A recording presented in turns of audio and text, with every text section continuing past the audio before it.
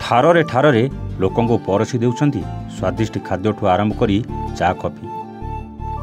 मुह सिना खोली कथा कहि पारुनाहांती बा कान को शुभा जाउनी, हेले कथा कहूची तांकर आंगुली आ इशारा। एई मनलोभा कथा आकर्षण करुछि बाटरे जाउथुवा पथचारी को, जहा देखि लागुछि बाटरे जाउथुवा पथचारी भी एई काफे के न आसी रही पारुनाहांती। एई काफे रे काम करुथुवा भाई भौणी माने निजर चेष्टा पई आनी दैछंती एक रूप। मोनिका साहू आज आम आसलु मिनी फ्लाइंग स्टार को आउ खाइलु दही भेल तो भल लगिला सेटा आउ एटर सर्विसिंग भी बहुत बढ़िया अछि आउ एटा गोटे भल प्रयास स्पेशल लोक मानन को एनकरेज करिया पई भल गोटे प्रयास बनी चंदी आउ खाइबा भी बहुत बढ़िया लगिला। ऑर्डर देलु लेखिकी देलु आउ इशारा भी ठारी की कहले भी तांगे जानि परचंदी आउ जहाँ भी दरकार से गोटे मेन्यू रखी चंदी सेतिरे कहले तांगे आनि परचंदी। एटा तो फास्ट थर गोटे रेस्टोरेंट जानली एमती लोक मानन पई स्पेशल लोक मानन पई एटा खोलीची आउ भल लागिला आसिकी। मोर नाम अछि शुभम दास आउ बरगड कालीमंदिर रे आउ कैफे रो बहुत बढ़िया अछि आउ टेस्टटा शाही भेल खाइबे शाही भेल बोली अछि बहुत बढ़िया टेस्ट और सर्विस भी बहुत बढ़िया अच्छे सब स्टाफ भी बहुत बढ़िया कोऑपरेटिव अच्छा भल लगे मतलब बेस्ट लगा तांकर सर्विस का मतलब बिना किसी जेना नॉर्मल इवेंट तो चल लेकिन तांकरटा टिके तांकर तो अच्छे तांकर हेते भी तांकर सर्विस सब बेस्ट नॉर्मल कैफे मान कर सेटा बहुत भल लगा। ए होची बरगड़ गोविंदपाली छकर रही मिनी फ्लाइंग स्टार काफे। यही काफे परिचालना दायित्व में 3 जन दिव्यांग युवक रही बेले से चा कॉफी ठारू आरंभ करी भेलमुड़ी गुपचुप सह विभिन्न प्रकार शेक निज हाथ में तैयारी करी ग्राहक को परसी दे था।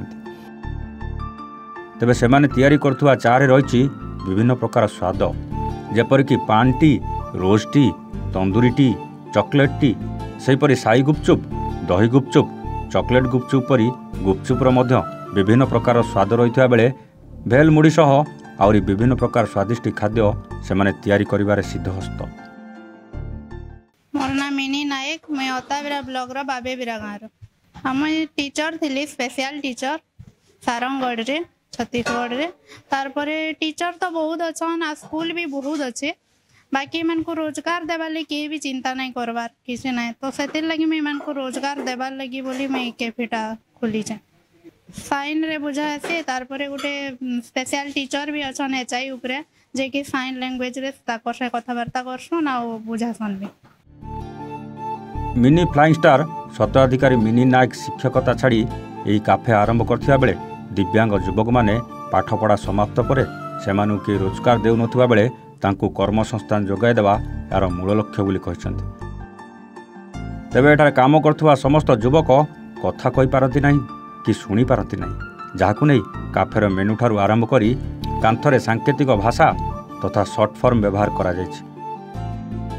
अपरपक्षरे सेमानकु 2 मास हेब समस्त कार्यर ट्रेनिंग देउछंती सुदूर छत्तीसगढ़ प्रशिक्षिका दीपमाला श्याम। से दिव्यांग युवक मानकु विभिन्न खाद्य तैयार आरंभ करी ग्राहकों ठारू किपरि ऑर्डर निया जाए ग्राहक किपरि विभिन्न खाद्य परिवेषण करिवे ताहा ट्रेनिंग देउछंती। दिव्यांग युवक मानकु कर्मसंस्थान जोगाई मिनी नायकों द्वारा आरंभ करा जायतिबा ए काफे धीरे धीरे बरगड़ रे लोकों को आकृष्ट करने सह जनसाधारण मध्य एमानक प्रयास को बेस प्रशंसा करुछंती।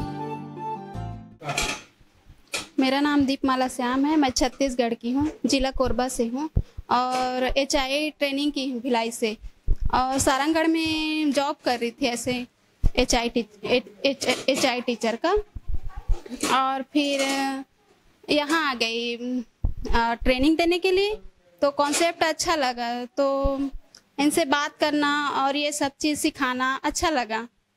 हाँ धीरे धीरे हम लोग शॉर्ट नेम बनाए हैं तो उनसे जल्दी सीख गए कि कैसे सेप पूरी जैसे हम लोग शॉर्ट नेम बनाए हैं एसपी ऐसे करके तो सीख गए जल्दी से। Bargarh Vijay Kumar Mishra report, Evan Odisha.